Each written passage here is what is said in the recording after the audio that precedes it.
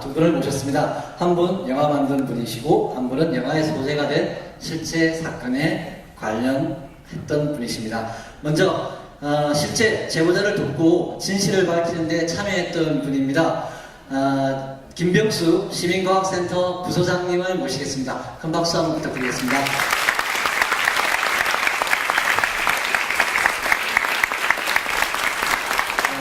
그리고요, 어쩌면 또 사실은 저나 우리 김병수 선생님보다는 이분을 보기 위해서 오신 분도 많을 것 같습니다. 예, 영화를 만든 분입니다. 우리 생애 최고의 순간, 우생순, 그리고 와이키키 브라더스 등의 좋은 작품들 매번 만들고 계십니다. 임순례 감독님을 모시겠습니다. 큰 박수 부탁드립니다.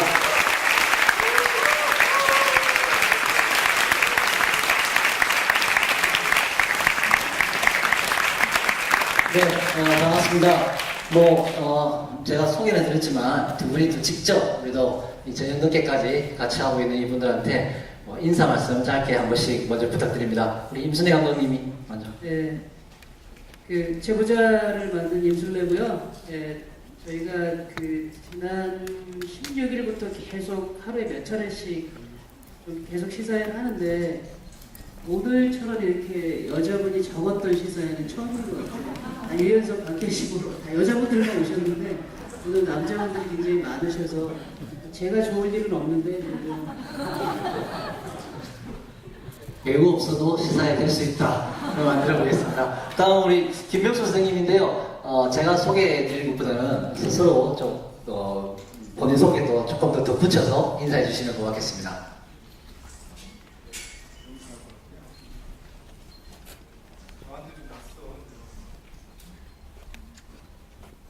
자리를 나서 좀 긴장을 해도 이해를 해주셨으면 합니다. 저는 참여연대 시민과학센터 간사였고요. 황호석 사태 당시에는 제보자 보호 그리고 피드수첩팀의 기술적 지원 그리고 14개 시민단체가 이제 공동 행동을 했었는데 거기에 관여를 했었습니다.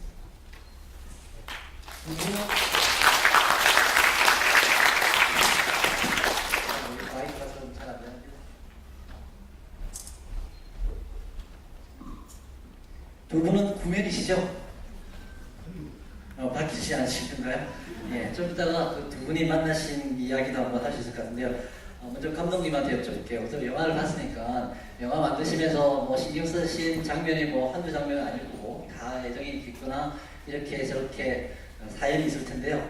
그래도 우리 관객분들이 오래오래 이 장면을 조금 기억해 주셨으면 좋겠다라고 더 신경이 가시는 장면이 있으면 한번 꼽아 주시면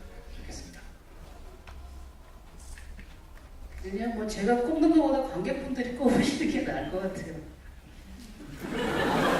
이 말씀은 전부 다 자기는 최고다 이런 말씀하시는 것 같은데요.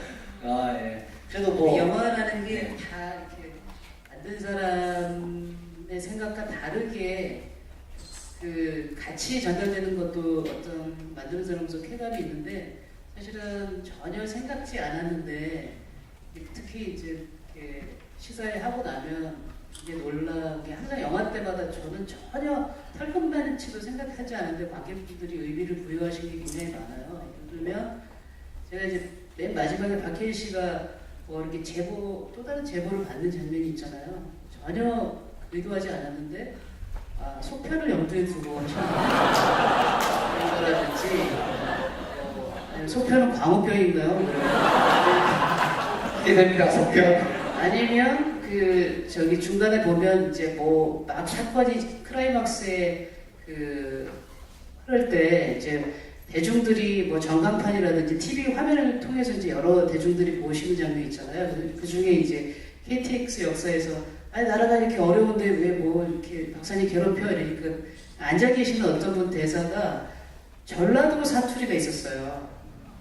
그래서 왜 그런 호남 사투리로 한 정치적인 의도가 뭐냐. 그래서 참 영화라는 게 만들면 만들수록 재밌는 그런 매체인 것 같아서요. 그냥 저 개인적으로는 특별히 의미가 가고 이렇게 좀 더 신경을 썼던 장면이 많이 있지만 또 관객분들이 다 다르게 생각하실 거기 때문에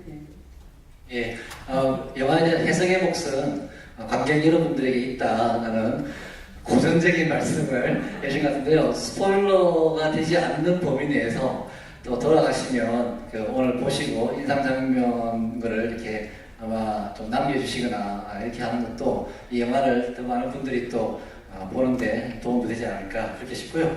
그러면 이제 옆에 계신 우리 김병수 제가 인상 깊었던 거는 이제 보셨겠지만 복제계 원리가 나오거든요. 저는 그 부분이 상당히 인상 깊었습니다. 이제 복제계를 만들기 위해서는 최소한 남자가 수백 개, 수천 개가 필요하거든요. 여러 가지 복잡한 절차와 시간과 비용이 들어가는데 그렇게 해서 만들어진 개가 결국은 제대로 쓰지도 못하고 비실비실하고 그것이 바꿔 말하면 지금 채색별 복제 기술의 어떤 의미, 현실이 아닌가라는 그런 생각으로 다가와서 그 부분이 가장 인상이 남았습니다. 김병수 선생님은 뭐 아까 자기 소개를 하시냐면 문자 생물학을 전공하셔가지고요. 그래서 이 영화를 이제 보실 때 또 전공이 또 있어서 또 그러신 것 같은데요. 뭐 시사회를 통해 본 여러분들에게도 각자 남는 장면이 있을 것 같은데요. 좀 감독님한테 제가 좀 이게 신뢰될지 모르겠지만 좀 하나 여쭤보고 싶은데요. 사실 영화 제목을 보면 제보자잖아요. 그래서 어떻게 보면 유연석 씨가 주인공이 되는 영화처럼 저는 낚시에 낚였습니다. 근데 보니까 이게 유연석 씨가 아니라 우리 누구죠? 박해일 씨가 주인공이다 뭐 이렇게 됐는데요. 그래서 혹시 왜 1억은 제보자를 해서 해놓고서 언론사 PD가 주인공이냐? 예, 저희 사무실에서 그런 이야기를 한참 하고 있거든요. 설명을 좀 부탁드립니다. 사실은 이제 이 영화는 제가 먼저 기획을 한 건 아니고요. 그 영화 제작사 대표가 이 사건이 실제 터졌을 때 2005년도에 이제 터졌을 때부터 이 사건은 언젠가 영화를 해야 되겠다라고 마음을 먹었었나 봐요. 그래서 이제 쭉 그 타이밍을 보고 있었고, 다만 이제 시간이 너무 많이 흐르지 않았기 때문에 이제 뭐 한옥수 PD나 뭐 관련되신 분들이 좀 영화 만들기 좀 이르다. 그래서 이제 그러기 하고 있었고, 그래서 이제 제가 합류했을 때는 이미 제보자라는 제목이 지어져 있었고요.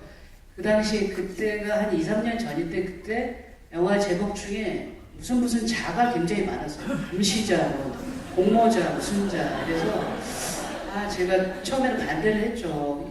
똑같은 이유로 제보자는 뭐 중요한 역할을 하긴 하지만 많이 비중이 나오지 않는데 좀 제목으로서 이렇게 좀 다른 제목을 썼으면 좋겠다 했더니 이제 그 기획자이자 그 제작자가 저한테 뭐라고 설득을 했냐면, 유연석 씨는 이 내부 고발을 한 내부 제보자지만 박해일 씨는 그 시청자들에게 진실을 제보하는 또 다른 제보자다.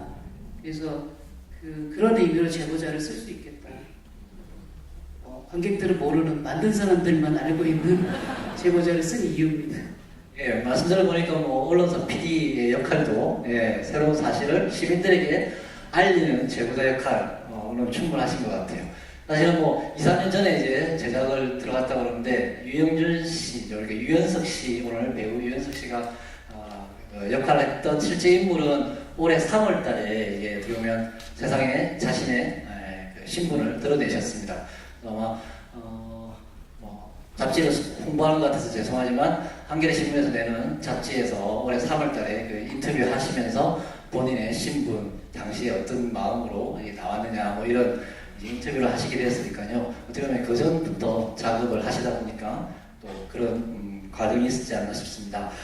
그러면 또 우리 김병수 선생님한테 여쭤보는데요. 사실은 뭐 제보자의 역할이 오늘 영화에서는 뭐 메인은 아니었지만 그래도 많이 나왔습니다. 그래서 본인은 어쨌든 우리 김병수 선생님은 제보자하고 실제로 제가 알기로 그 2005년 또는 2004년도에 이제 그분을 처음 만났고, 이 사실은 영화에 소재가 된 거는 2005년에 이제 이렇게 일이 크게 전개되는데요.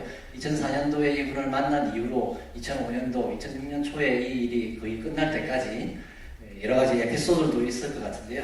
제보자와 함께 겪으신 일 중에서 한 10년 전의 일이 돼야 될 것 같은데 좀 기억에 남는 인상적인 일이 있다 그러면 한번 소개 좀 부탁드릴게요. 예, 한 2가지 정도 지금 얘기할 수 있을 것 같고요. 더 자세한 거죠. 저희가 15일 날 하는 거거든요. 15일 날 합니다. 우선 전 이제 사건이 막 진행되고 있을 때 영화에도 비슷한 장면이 나오는데요. 제보자의 집에 누군가가 들어와서 흔적을 남기고 가게 됩니다. 제보자 담배를 끊었는데 거기에 막 담배꽁초를 버리고 간 거죠. 문 잠가놓고 당연히 나왔었고, 제가 전화를 받고 제 작은 소형차에다가 참여연대에 있던 그 간이 침대를 이렇게 억지로 집어넣은 다음에 어디로 갈지 모르니까 아마 그 간이 침대 없어진 거 모르시죠 아직까지. 기쁨이 하나 없어졌는 거 이제 알았습니다. 그래서 이제 제보자 집에 가서 제보자를 태우고, 그때 저녁쯤이었는데 딱 막상 태우고 딱 아파트 잔지를 나섰는데 갈 데가 없는 거예요. 그래서 와, 이거 어디를 가야 우리가 안전한 건가, 땅거미가 내리는 그런 상황이었는데, 그래서 서울 시내를 한 바퀴 이렇게 도는 상당히 이제 우울하고 잡잡했죠. 그러다가 이제 처음에는 광화문에 있는 오피스텔에서 하루를 묵게 하고 전 집에 왔는데 너무 불안해서 안 되겠다 싶어서 이제 그 다음에는 저희 집에서 이제 한동안 머물렀었는데, 제가 이제 밤에 가끔 잠 깨서 나가보면 누가 계속 어슬러 버리는 것 같고, 그래서 아, 여기도 좀 우리 집도 아닌 것 같다라고 생각이 돼서 집 근처에 조금 더 안전하게 생각되는 곳에서 이제 장기간 이제 머무르게 되는 그 일이 있었는데, 이제 그게 기억이 남고요. 두 번째는 이제 제가 2004년에 처음 만나고 2005년에 이제 만났을 때, 2005년에 만났을 때는 이제 난자뿐만 아니라 그 논문에 문제가 있을 수도 있다. 그래서 실제로 줄기세포가 없을 수도 있겠다라는 얘기를 듣고 또 자료도 받고 그렇게 이제 얘기를 나누고 바깥으로 나오는데, 사실 그때 제가 정말 충격적이었던 거는 줄기세포가 없을 수도 있다 이런 것이 아니고, 왜냐하면 그 저희 단체 같은 경우에는 이제 99년부터 황우석 박사를 추적하거나 비판하거나 이랬기 때문에 실제로 그 이전에 논문이 전혀 없었다는 걸 잘 알고 있었고, 그리고 그 당시 한국 사회는 처음이었지만 사실 좋은 저널에서도 논문에 문제가 있어서 철회가 되는, 그러니까 취소가 되는 경우가 종종 있었거든요. 그래서 뭐 그럴 수도 있을 것 같다. 그러니까 제가 정말 분노하고 열받았던 거는 여성 연구원의 난자를 책임자가 실험에 쓰게 했고 실제 더 아주 깊게 관여를 했다는 거죠.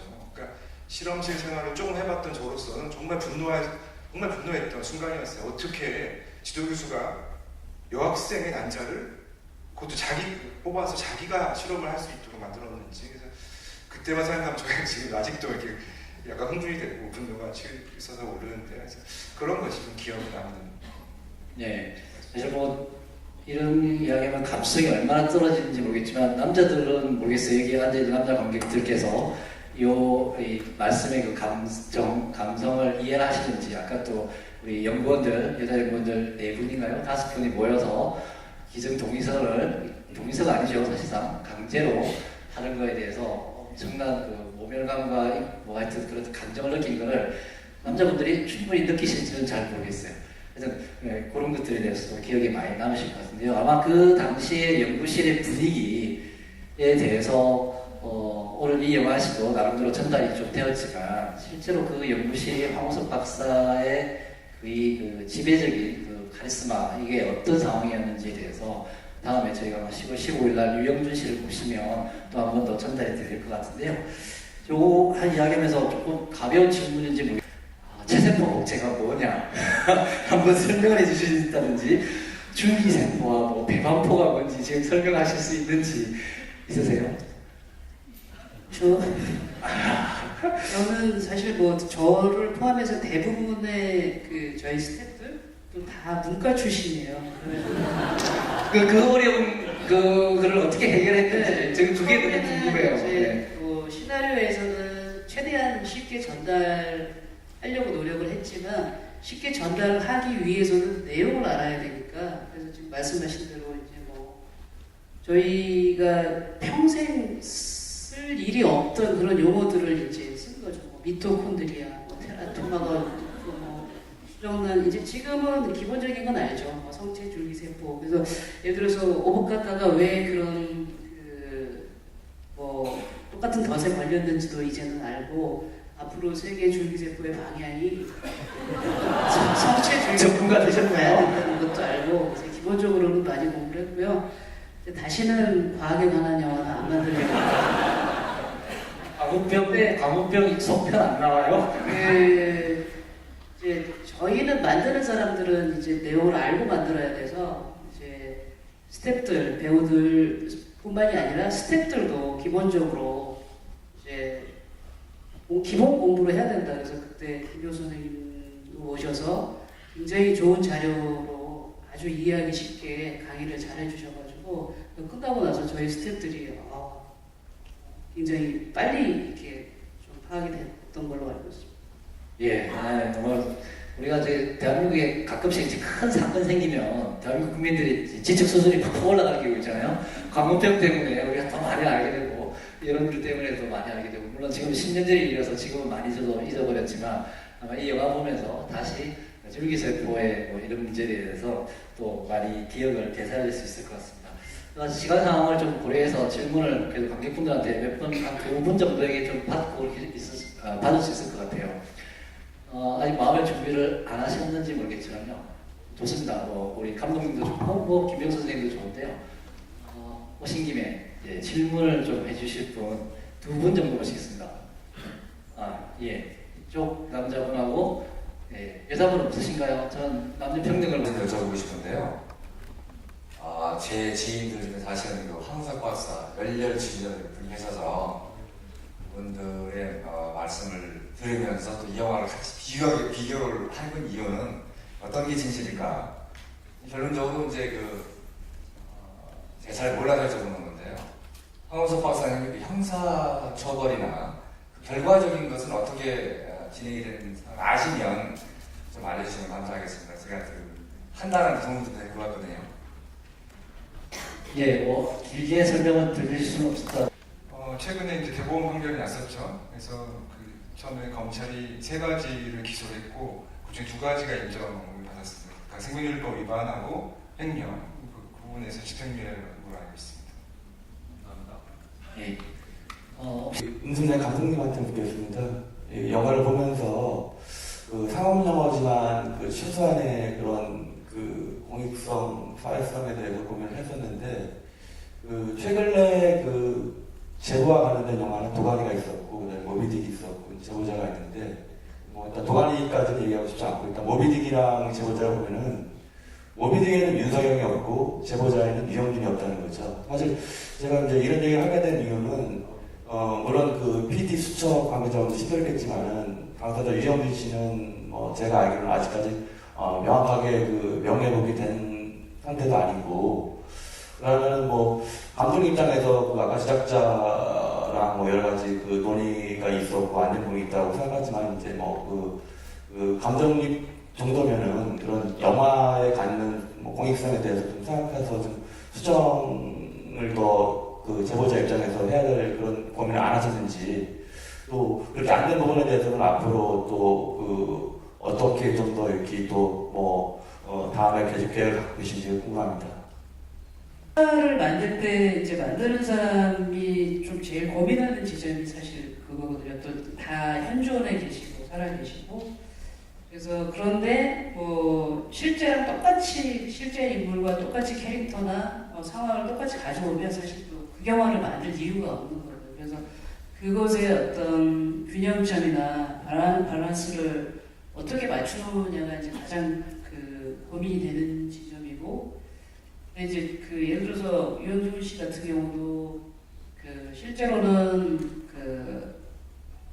아픈 딸이 있었던 건 아니고 그 당시에 딸이 아주 깐깐하게였는데 저희는 어쨌든 주제적인 것들을 좀 설명하기 쉽게 하기 위해서 이제 아픈 딸이 있는 걸로 했는데 사실 어떻게 보면 실존 인물한테 굉장히 신뢰가 되는 어떤 설정일 수도 있지만 또 그 부분은 이제 말씀을 드려서 양해를 구했고 또 요즘 박사님 굉장히 또 영화를 좋아하시더라고요. 영화를 많이 이렇게 영화가 가진 어떤 관용도에 대해서 굉장히 좀 관용성이 있으셔서 그 부분은 좀 수월하게 좀 넘어갔는데 항상 이제 실존 인물이 관련되어 있는 영화를 만들 때 이제 그런 부분들이 굉장히 조심스럽고요. 사실 이 영화는 지금 말씀하신 것처럼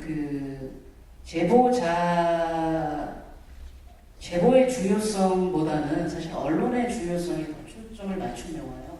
영화는 포커스를 어디에 두느냐에 따라서 굉장히 다양한 형태의 영화가 나올 수 있는데, 제가 관심을 가졌고 또 원래 제작 의도는 물론 제보자의 어떤 용기 있는 제보가 있었기 때문에 그 보도도 시작이 됐고 엄청난 그 진실이 밝혀지는 첫 출발은 제보자지만, 사실은 어떤 그게 흐름의 큰 줄기는 언론인이었기 때문에 그래서 오늘 저한테는 사실은 그 굉장히 좀 뜻깊은 자리라고 생각을 하는데, 사실 영화가 상영된 이후에 그것이 현실적으로 이제 그 반영이 되는 경우가 많이 있지 않습니까? 그래서 최근에 엊그제 판결이 났지만, 사실 그 불임 사건 판결도 사실 변호인하고 완전히 무관하다라고 할 수는 없을 것 같고요. 도가니법도 제정이 됐고, 외국의 경우지만 다르덴 형제라는 굉장히 유명한 감독님들이 계시는데, 또 그분들이 그 로제타법이라는 동명의 영화법이 만들어졌고, 그래서 영화가 가진 그 어떤 대중적인 상업적인 그런 관객들하고 공감하는 부분 말고 현실적으로 어떤 것들을 변화를 이끌어낼 수 있고, 그래서 여기 지금 이제 공익 제보에 관련된 법들이 좀 개정되는 데 있어서 이 영화가 조금이라도 그 도움이 됐으면 좋겠다라는 생각 하에 이제 저도 오늘 이 자리에 참석을 했고, 영화가 그 제보의 어떤 중요성을 알리기 위해서 출발한 영화는 아니지만 그 결과적으로 그런 쪽에 좀 도움이 될 수 있었으면 좋겠습니다. 그런 분도 아셨거든요. 예. 네, 그거는 또 다른 사실 하나의 작품으로 여러 가지 메시지를 동시에 전달하는 것은 또 쉬운 일은 아니겠죠. 그래서 아마 우리 제작자분들하고 감독님이 조금 더 집중하셨다는 점이 있고, 또 이 영화에서 우리 관객들이 더 뽑아낼 수 있는 더 생각이 길게 될 수 있는 게 있을 것 같은데요. 저도 그렇게 생각하거든요. 이 영화에 사실은 박해일 씨가 보냈던 그 PD의 선임했던 최성호 PD께서 이 영화를 시사를 보시고 나서 페이스북에 서신 걸 보면, 그때는 그래도 이렇게 제보를 받아서 PD 수첩 같은 언론이 문제 제기하면 학자들이 그걸 검증을 해주고 그게 다시 진실이 밝혀지고 이런 시대였는데, 요즘은 언론들이 사실은 검증도 제보도 잘 안 하는 언론들도 많고, 폭로를 잘 하지 않는 언론도 많고 해서 언론이 제보를 받아서 그걸 공론화시켜도 양심 있는 학자들이 또 그걸 도와주거나 검증하지 않는 사회가 되었다, 이런 아쉬움을 10년에 지났던 걸 이렇게 하시면서 페이북에 쓰신 걸 보면서 언론도 사실은 새로운 문제, 우리 사회의 어두운 면을 드러내는 그런 기능을 잘 해야 되는데 요즘은 어떨까, 이런 영화가 또 생각해 주게 하는 것 같고요. 또 공익 제보자라는 부분에 대해서는 우리 관객님께서도 질문해서 그 부분이 앞으로도 강조됐으면 좋겠다 했는데, 이런 영화를 보면서 이런 영화의 소재가 되었던 데는 또 공익 제보자가 있었고, 이 사람들은 요즘 어떻게 살고 있을까 생각해보는 하나의 또 단초가 분명히 될 거라고 생각되는데요. 우리 관객분들이 그 점은 조금 더 신경만 써주시면 좋겠다라는 부탁 말씀 꼭 드리겠습니다. 때문에 만났고 2005년도부터는 이제 증거 논문 자체의 조작 문제 다루고 막 그러셨는데요. 제보자하고 만나면서 하면서 제 또 신경 쓰셨던 부분은 뭔지 이런 부분에 대해서 좀 말씀 좀 해주시죠. 예, 아무래도 오늘 이제 참여연대 주최 시사회로 하다 보니까 제보자 보호에 대해서 관련해서 제가 말씀을 드리면, 주로 제가 신경 썼던 건 제보자 보호, 그다음에 보안의 문제였죠. 이런 것들이 외부로 유출되지 않고 제보자를 보호할 수 있는 방법이 뭘까 이런 거였고, 또 기본적으로 제보자는 최근까지도 제가 처음 만난 2004년부터 최근까지도 자기 자신이 공개되는 거를 결코 바라지 않았습니다. 항상 뒤에 있고 싶어 했었고, 기본적으로 이제 그런 거를 깔고요. 두 가지 큰 얘기를 이제 한국 사회에서 제보자 보호가 얼마나 어려운 건지 두 가지 얘기를 하면, 첫 번째는 그 사태가 진행되는 중간에 저희가 그 청와대 관계자를 만나게 됩니다. 이제 참여연대가 여러 형태의 이제 압력이나 이제 동향 파악이 있었지만, 아무튼 이제 그 결정판은 이제 그런 거였는데 저희가 보호하고 있다는 걸 알고 이제 접촉을 요구를 했고, 그래서 만나서 저희가 이제 두 가지를 요구를 했거든요. 첫 번째는 제보자를 건드려서는 안 된다. 그러니까 제보자에 이렇게 불이익이 가서는 안 된다는 것하고, 두 번째는 사실 줄기세포 진위 문제가 어떻게 보면 굉장히 간단한 거다. 그러니까 세포와 그다음에 체세포를 받아서 분석만 해보면 한 이틀 정도면 충분히 결과를 알 수 있는 거기 때문에 더 이상 사회적 혼란을 놔두지 말고 정부가 알아서 적극적으로 해결해야 된다라고 요구를 했습니다. 물론 두 가지 다 지켜지지 않았죠. 정부는 이제 거부한 거고요. 그리고 두 번째는 영화랑 좀 상당히 다른 부분인데, 실제로 그 피디수첩팀이 취재윤리 위반 문제가 터지면서 상당히 큰 위기에 봉착하게 됩니다.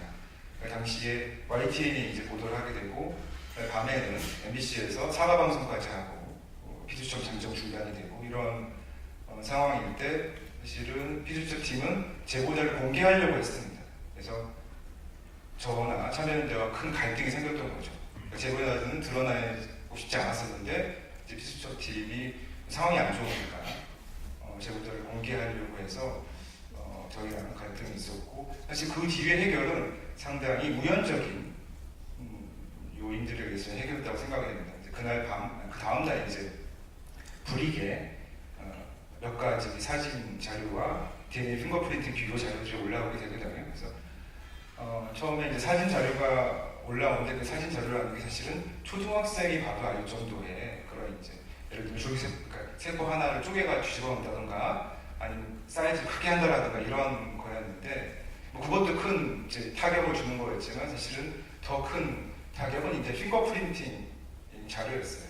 그래서 그 핑거프린팅 자료가 올라오니까 과학계가 이제 이거는 사진은, 왜냐하면 사진 같은 경우는 종종 실수하는 경우가 있거든요. 그래서 유명한 저널들에서도 뭐 사진 에러 수정을 하고 이런 경우가 있는데, 거기에 더해서 핑거프린팅 자료까지 조작이 됐다는 건 이제 과학계가 이제 웅성웅성하고 되돌릴 수 없는 방향으로 가게 된 거죠. 또 그 과정에서 이제 뭐 프레시아는 강현구 기자라든가 이런 기자들이 그 내용을 적극적으로 외부에 알린 거죠. 왜냐하면 불이익 생물학정보센터라는 건 약간 이제 일반인들이 생소했던 그런 사이트였기 때문에 그 안에 내용들을 이제 바꾸고 알리게 됐고, 알리는 역할을 하게 되고, 아무튼 그런 여러 가지 이제 여러 행위자들에 의해서 사실은 그 위기가 이제 넘어가게 된 거죠. 그래서 이 두 가지, 청와대의 접촉이나 피디수첩과 참여연대의 갈등 이런 걸 보면서 어떤 생각이 들었냐면, 그래도 한국 사회에서 제보자 보호에 역량이 있고 활동을 하는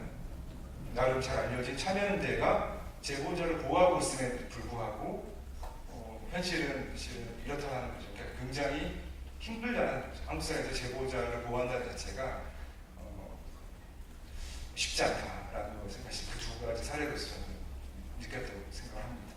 예. 참여연대 이름을 너무 많이 거론해서 제가 얼굴이 좀 뜨거워졌는데요. 이 자리에서 사실은 제가 몇몇 분들, 공익 제보자분들도 같이 영화를 보신 분들이 있으시거든요. 여기 얼굴이 낯이 익은 분들이 계신데요. 공감하시는 부분이 있을 것 같아요. 또 잠깐 말씀했지만 사실은 이 공익 제보자, 우리 MBC PD 수첩팀, 한학수 PD를 비롯해서 최성호 PD님 이런 분들의 기여, 그리고 프레시안이라고 하는 언론 매체의 강양구 기자라고 하는 분의 헌신적인 추적, 그리고 이제 과학자를 이렇게 연결시켰다고 할까요? 그런 역할도 했던 김병수 선생님이나 또 이런 거를 뭐 한재각 박사 뭐 이런 몇몇 분들이 계신데요. 이런 여러분들의 사실은 도움 속에 제보자가 용기 있게 냈던 목소리가 묻히지 않고 계속 퍼져나갔던 그런 10년 전의 스토리에 대해서 관심 한번 가주시면 좋겠는데요. 시간이 좀 많이 된 것 같아요. 그래서 두 분에게 좀 마무리 인사 말씀 겸해서. 네, 지금 언급하신 것처럼 사실은 한 사람의 제보로 출발을 하지만 그 주변에 정말 수많은 사람들의 도움이 있어야 그것들이 아주 어렵게 결실을 보거든요. 사실 그래서 제보를 처음에 그 어려운 결심을 한 분의 결심도 굉장히 중요한 거지만 결국 그 결심이 헛되지 않게 결국 결실을 맺으려면 주변에 각각의 뭐 기능을 하신 모든 분들이 다 어우러져야지 되는데 참 10년 전만 해도 그런 노력들이 굉장히 있었고 아름답게 제가 영화 속에 뭐 물리적인 시간 때문에 다 그리지 못했지만 그런데 지금은 이제 그런 부분들이 훨씬 더 어렵고 약화되고 또 역시 또 언론 문제가 나오는데 그런 이렇게 약화된 이유 중에 언론의 어떤 그 위상 추락도 많은 역할을 하는 것 같고요. 오늘 하여튼 여기 낮에 비가 와가지고 많은 분들이 오실까 굉장히 걱정했는데 많이 와주시고 또 늦게까지 이야기 들어주셔서 감사하고요. 제가 개인적으로 지금 국회의원이 되셨지만 권은희 위원님 굉장히 존경하는데 이 자리에서 뵙게 돼서 감사합니다. 박수 한번 부탁드리겠습니다. 이게 뭐 비슷한 얘기인데요. 그러니까 이런 그 영화도 영화 자체로 이고 또 플러스에서 여기 오신 분들은 이제 영화뿐만 아니라 또 다양한 뭐 책이라든가 뭐 자료를 통해서 큰 맥락 속에서 이제 이 사태를 좀 이해해줬으면 하는 그런 바람을 가지고 있습니다. 예, 조원태 감독님 그리고 그 영화가 어떻게 보면 나올 수 있는 실제 사건의 진실을 밝히는 과정에 함께했던 김병수 의원님 두 분께 다시 한번 큰 박수 부탁드리겠습니다.